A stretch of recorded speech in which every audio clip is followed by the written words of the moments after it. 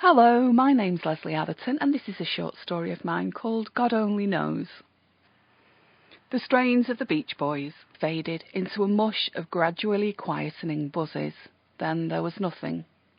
My transistor had seen better days and now actively devoured its batteries. I continued the song in my head though, singing silently but strong. And then I remembered. Here I was singing love songs when I hadn't checked the paper for the racing results to see what had happened to Dark Admiral in the 3:15 p.m. at Kempton yesterday.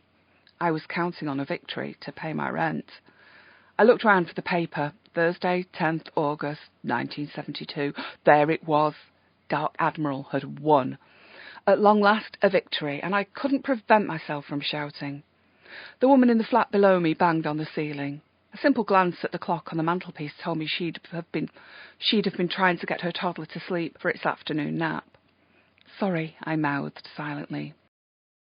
I readied myself to leave the bedsit with some great haste, and noticed that on the communal hall's table there was a letter addressed to me. It was a landlord's demand for payment, and a threat that eviction would otherwise occur on Friday. There was a number to ring by 2 p.m. to make arrangements, and it was already 1:30. Panicking, I checked in my shoes for the victorious betting slip, then discovered some change in the bottom of my jacket pocket. It was just enough. I would ring the landlord from the nearest call box and explain I was on my way to collect winnings and that I'd be paying the overdue rent that afternoon. Heartened, I set off. Only 2 streets away and I'd be in the betting shop, but first I needed to make that call. The red phone box was filled with litter that had blown through its open door like huge and scruffy confetti. But my need to speak had been thwarted. The receiver had been cut. Where was the nearest call box? Would I get there before 2 p.m? Would Des, the landlord, really throw me out? Considering my options, I found myself in the doorway of the betting shop, and the familiar strains of God Only Knows wafted out.